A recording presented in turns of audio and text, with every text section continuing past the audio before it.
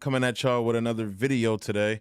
And with all the Afghanistan stuff that went on the past week, like I said, guys, a lot of the stories are going to be offset because I'm pre-recording these and dropping them throughout the week because of the new job and everything. So, I'll try, if there's like breaking, which I should have done, but I was like dog tired getting off of work and everything. But if there's like super breaking stories, like Afghanistan was one of them, I should have stopped being lazy and covered it. But if there's breaking stories, I'll cover it. So I'm just going to be talking about Afghanistan and, reacting to videos and, just giving my viewpoint on it. So I wanted to kick it off, because everybody's talking about the atrocities of the Taliban and blah, blah, and all that. And I'm going to get to that. There's probably going to be a couple of videos dropping along with this one on Monday about that.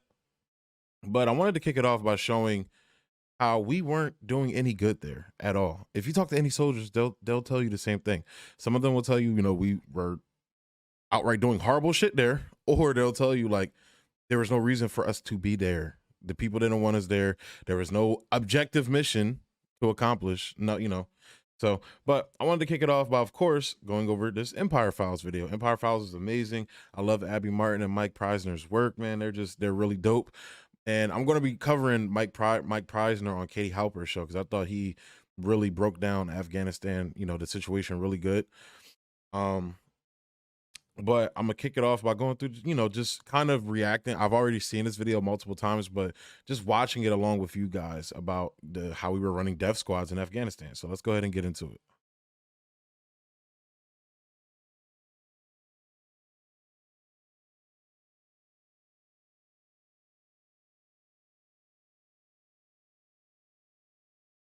And I'm gonna link the video down below so y'all could go back and watch it and do whatever you want with it, share it with people, whatever. I'll put it in the description below.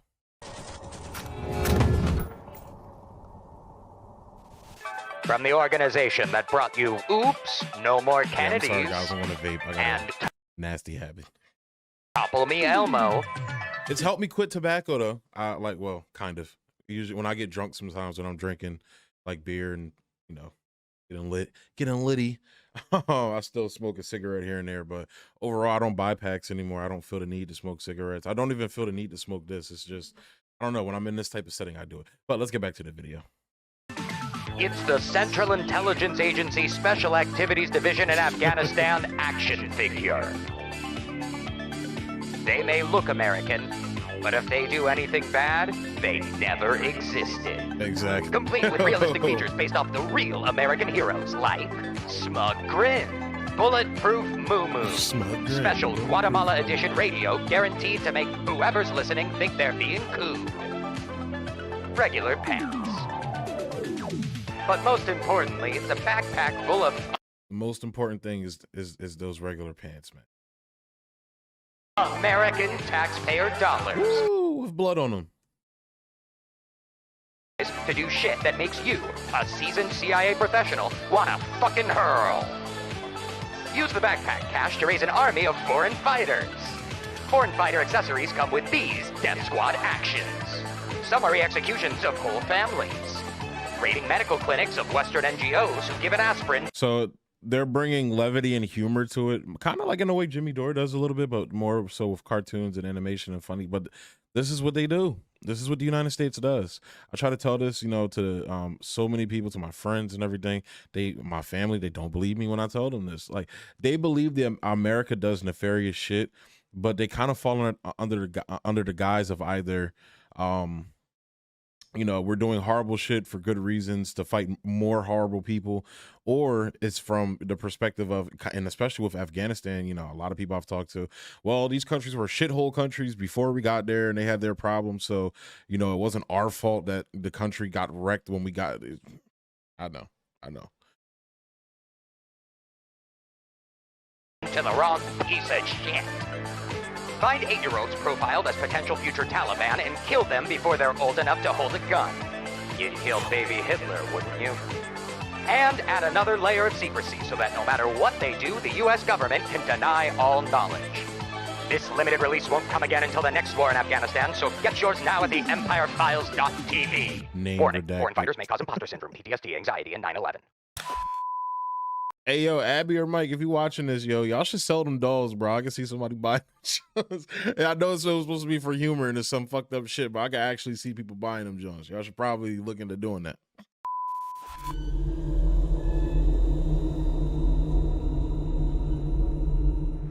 Perhaps the most notorious piece of Central Intelligence Agency history is its creation and management of death squads. It's most known for doing so in Latin America. This record is long, consistent, and quite disturbing. It's an irrefutable story of CIA-directed mass murder of civilians for no other reason than to protect the rule of the rich from social movements of the poor. The CIA will secretly organize among the scattered groups, attempting to unify them into one opposition force.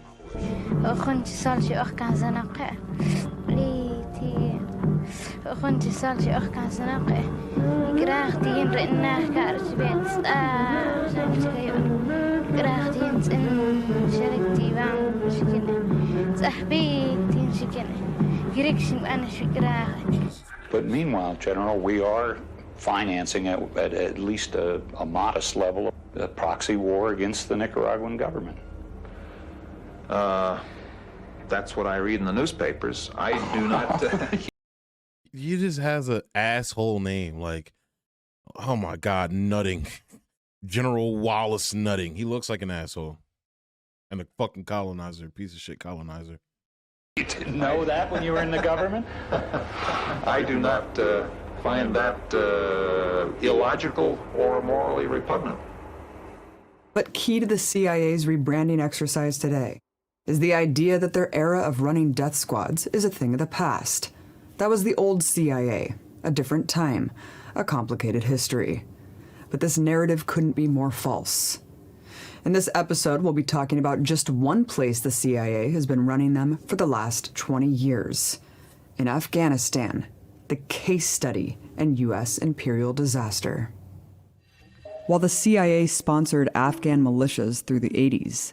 And like I said, I've literally watched this multiple times, and like just it, like the way they produce their videos, you know, Empire Files and everything. Like I kind of want to do many documentaries like this, but I want to get more well versed in these because I'm still learning myself. I'm not like, you know, obviously I'm not like an expert. I'm some motherfucker on YouTube just giving my opinion, but like I want to get more well versed in the topics I want to do docs about, like, you know, and you know, produce little mini docs like this and, you know, put them up on the channel. I know when I'm planning on going to, as of right now, I'm planning on going to the End the Damn Wars protest. Hopefully it won't go the route for the March for Medicare for All protest where I ended up not being able to go because of family reasons that was going on. But I am planning on going there and, you know, just talking to people. You know, it's a couple people I've seen said they were going, so I'm looking forward to just, you know, talking to people there and, you know, having, you know, a protest. So, but yeah, I kind of want to do like mini docs like this for the channel eventually. So, you know, look out for it. They never really left and had already been preparing to overthrow the Taliban government using them prior to 9/11. About 18 months before 9/11, I and the others in my station were working very hard to try to organize a anti-Taliban tribal rebellion in the South. But we were reaching out and establishing relationships that we hoped would enable us to lead that sort of a rebellion if and when the order came to go forward. And obviously that order came to go forward in the immediate days after 9/11. Right behind me is the Jawbreaker 91101 Mi-17 helicopter. This helicopter was used just 15 days after the attacks on 9/11, and 7 men and $3 million from CIA made its way from Uzbekistan into Afghanistan in the middle of the night and paved the way for the coming invasion. Handing out millions in cash, the CIA quickly had its own army in Afghanistan, which immediately played a leading role in the war. Using them to do most of the dirty work outside of the legal boundaries of the U.S. military made them very valuable to the American occupation. It has always been a highly controversial policy.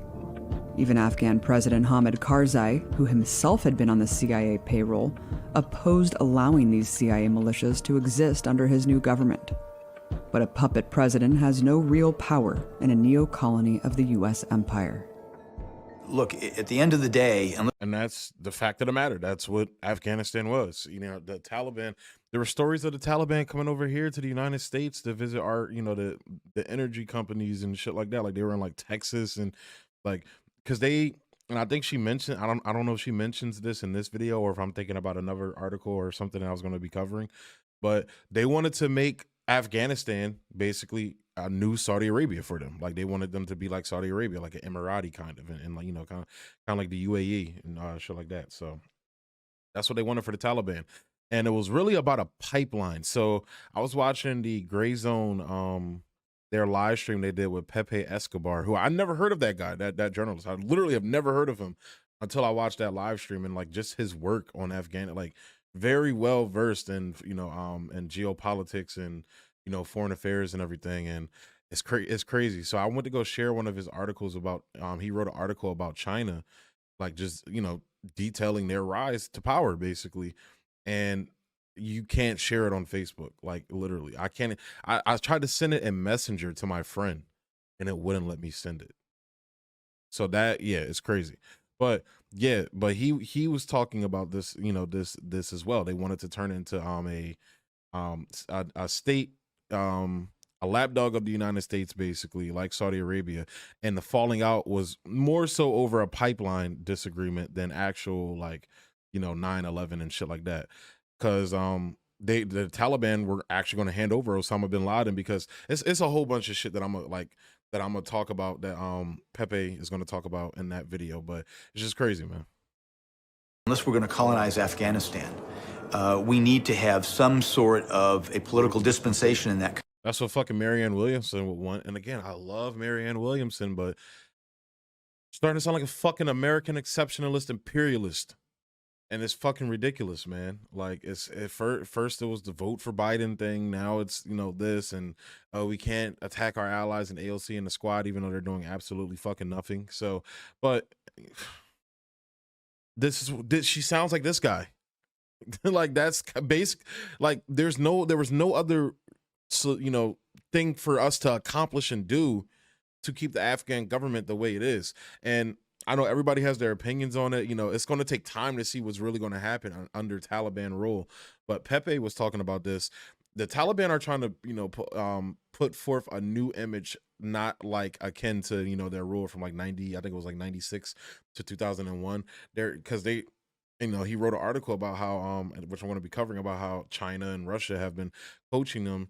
You got to present yourself to the world in a completely different way. Like, that's why they have all these media arms now. They got these English spokespeople, to, translators, and are, formalizing themselves, kind of making themselves kind of like a mini Iran or Iran. I'm sorry, I'm mispronouncing it. But I'm going to get to that. But like, there was nothing substantive there for us to be doing except robbing, them of their natural resources, which they couldn't do. That's really why the empire left, because they couldn't really mine and get the oil and the resources that they needed, because the Taliban would attack them all the time. So I've heard that narrative going around as well, which makes a lot of sense. I think Mike Preisner was talking about that in the Katie Halper video. So. Country. And so initially we were hoping that the Taliban would be that force. The CIA created a secretive web of militias under various names, but basically established two main units. The first, called the Coast Protection Force in northeast Afghanistan, which is fully under CIA command and is headquartered at a major CIA base. The second is the Special Forces of Afghanistan's own intelligence agency, the National Directorate of Security. They run operations in the rest of Afghanistan. While the NDS Special Forces are technically part of the Afghan military, they are trained, funded, and actually under the control of the CIA. Because of the secretive nature of these militia fighters, the exact size is unknown, but it's estimated to be around 10,000. Their primary function is to conduct raids of villages where people are suspected of opposing the U.S. occupation or being pro-Taliban, but often it's based on totally bogus rationale. For example, if the Taliban enter a village one night demanding food, and villagers provide food in fear of crossing the Taliban, they're subject to CIA raids for the crime of aiding terrorism. Now, raids of villages are pretty standard for all U.S. and Afghan military forces. So what do they actually do that would qualify them as death squads? Because even in comparison to conventional forces, the havoc and death they unleash is stunningly higher. According to the United Nations Mission in Afghanistan report in 2018, which was a year of record civilian deaths by conventional Afghan security forces, the CIA teams killed about the same number of civilians. That means as many as the Afghan local police, the Afghan National Police, the Afghan Army, and the Afghan Air Force combined. The UN report also found a much higher ratio of civilian deaths to injuries, which led them to conclude, quote, "The high number of fatalities compared to the number of injured suggests that force was employed indiscriminately. In particular, summary executions." So that's what we were doing in Afghanistan. That's what we were funding. That's what we were creating. That's the terror we were stoking. We were the fucking terrorists in Afghanistan. And people want us to stay there for women's rights. To put that into context, if the CIA militias number around 10,000, the combined Afghan security forces outnumber that by over 300,000 personnel. Basically, the Central Intelligence Agency manages to kill as many civilians as a force more than 30 times larger than it, which is itself known for widespread civilian deaths. Listen to Mike Pompeo, when he was director of the CIA, explain their strategy. We can't perform our mission if we're not aggressive. Vicious, unforgiving, relentless. Vicious, unforgiving, relentless. You pick the word. Every minute we have to be focused on crushing our enemies. Here's what aggressive, unforgiving, and relentless. And that's the guy Donald Trump picked. That's your anti-interventionist. Those are the people he surrounded, he put around him, in charge of his anti-interventionist agenda. So if you're still believing that anti-interventionist Trump narrative, you're a sucker. Translate. I think she even says this in the video. Trump killed more civilians with his bombing than Obama did when he actually had boots on the fucking ground, American troops on the ground. Obama's troop surges. To on the ground. In Paktia, CIA forces raided the home of a village patriarch who was also a member of the Provincial Peace Council. He, alongside 5 of his family members, were shot one by one in the head. So to people like Marianne Williamson, this is what was going on. This is what the United States was doing in Afghanistan. And you wanted us to stay there to continue doing this, to continue terrorizing these people like terrorists. One witness testified. Because that is what the CIA is. It's the most well-funded, oiled terrorist regime organization on the fucking face of the planet. A wolf from the mountains doesn't carry out such actions. They shot them in the eyes and mouths, where the women were sitting. I can't explain. And those young people, they were the future of Afghanistan, students at university. In Khost, they raided a home and took one man for interrogation. While they were torturing him outside, CIA forces executed his 2 brothers and sister before setting the house on fire. Inside, they left a 3-year-old girl trapped in the house, who burned alive in the blaze. This is what we were doing. Jesus Christ. In a Kandahar town, they took 20 men from their homes and summarily executed all of them in front of the village. In August 2019, in Kulalgo village, they, quote, blew open the doors of the house and shot 4 men in front of the rest of the family. In another house, they fatally shot 3 shopkeepers and one of their guests, all of whom were home for Eid celebrations. In the 3rd incident, they killed a religious teacher and 2 construction workers. One witness said, "The residents complied. There was no resistance. They were separated from other family members and taken to separate rooms and shot dead. In October 2018, in the Rodat district of Nangarhar, 13 civilians were executed, including a 9-year-old boy, with CIA forces shooting children as they ran to the bodies of their loved ones. Executing children is not just collateral damage in attacks on suspected militants. As part of the Trump-Pompeo relentless and unforgiving escalation, the CIA started directly targeting children who might one day grow up to be supporters of the Taliban. A shocking expose out today in The Intercept reveals CIA-backed death squads in Afghanistan have killed children as young as 8 years old in a series of night raids, many targeting madrasas, Islamic religious schools. In December 2018, one of the death squads attacked a madrasa in Wardak province, killing 12 boys, the youngest 9 years old. Those 12 boys that had been taken out of the several dormitories had been massacred in a room. They killed 12 boys. Again, this is what the United States was doing, and people like Marianne Williamson want them to stay there to continue doing this bullshit.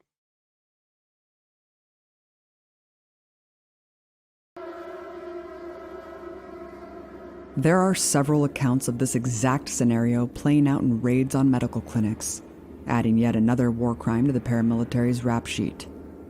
In one example, on July 8, 2019, CIA militia attacked a medical clinic run by a Swedish NGO because they supposedly gave treatment to someone in the Taliban. CIA forces tied up all the clinic's staff. They took 4 of the men, including the head doctor who ran the clinic, into a separate room. In that room, 3 of the men were executed. The lead doctor was disappeared. Now, some CIA defenders might say they can't control what these Afghan fighters do. It's the same defense they used for their death squads in Central America. And this is important, the part she's about to talk about here, because this is very important. This is very important to strike at the heart of the imperialist, the imperialist empire. We're so desensitized to it because we don't see that shit over here happening. That's not happening in Texas. That's not happening in New York. It's not happening in, other places around the country. Now, if you go, to certain parts of the country, there definitely are, violent areas of the country, but not on the level of what's going on over there.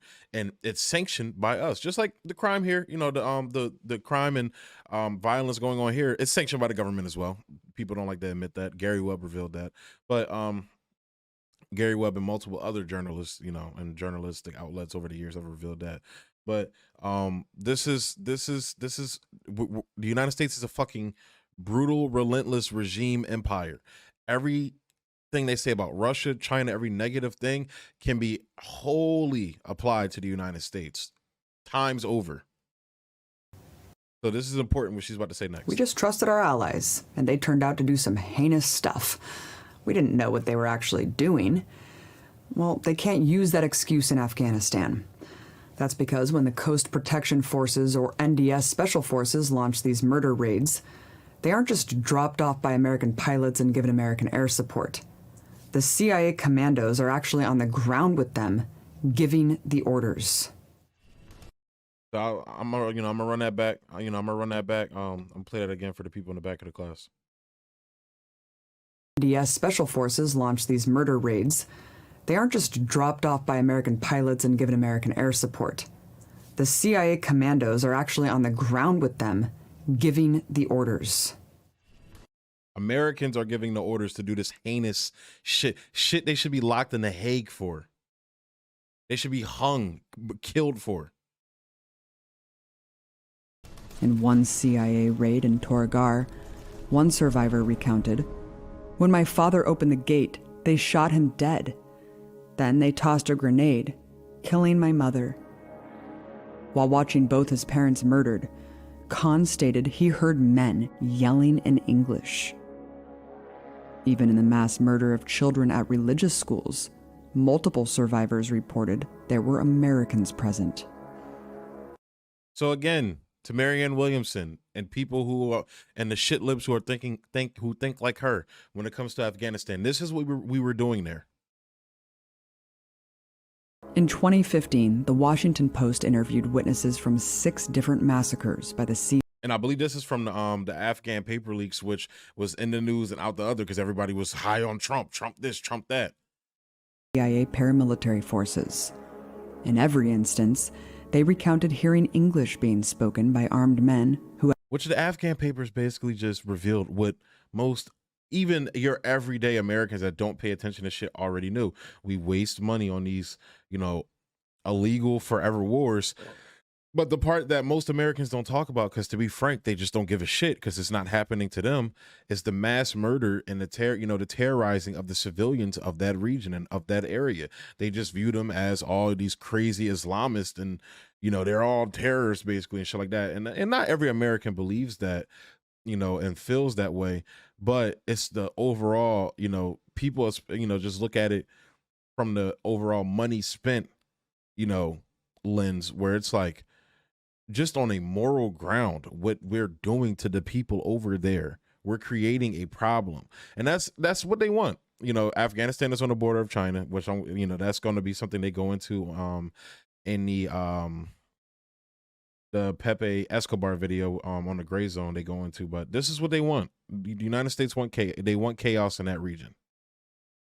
It's for strategic reasons. Who had interpreters with them. The same report also interviewed former Afghan commanders in the CIA paramilitary.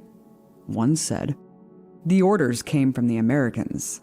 They were the real bosses." So let me run that back so you can hear This that pattern shows that these recounted hearing English being spoken by armed men who had interpreters with them. The same report also interviewed former Afghan commanders in the CIA paramilitary. One said, This is from the horse's mouth. This is from them themselves. "The orders came from the Americans. They were the real bosses." This pattern shows that these paramilitaries, under direct command and supervision of the CIA, carry out summary executions of civilians as a matter of routine policy, without a doubt earning the label of a death squad. Sadly, it doesn't end there. That basically sums up my opinions on it, man. I know that was a long video, but I really wanted to, you know, go through that with you guys and watch that because it's heartbreaking to watch. Definitely. It was heartbreaking. You know, the first time I watched it, I was like pissed, but it's like, you know, this is the part of the war that most Americans don't know about. And if they did know about it, which they don't, not to the extent how Abby just described it. If they really knew, people would be up in arms, man. That's why, you know, they drown shit out with Netflix and all this shit. And I'm not shitting on people for, you know, enjoying entertainment. Entertainment is there for you to enjoy and shit like that. But here in America, we want to stay in our little bubbles and we don't want to hear about the rest of the world unless it adds to our worldview. So that's my whole thing with a lot of conservatives and, you know, narratives about, you know, certain, like China, for example, mainly China when it comes to conservatives. They don't, you know, they don't have a problem, you know, with, you know, the imperialist powers that the United States is doing. So it's like, they're like, oh, China's imperialist. If they were, so is the fucking United States. So how about we deal with our country before we go talking about another country?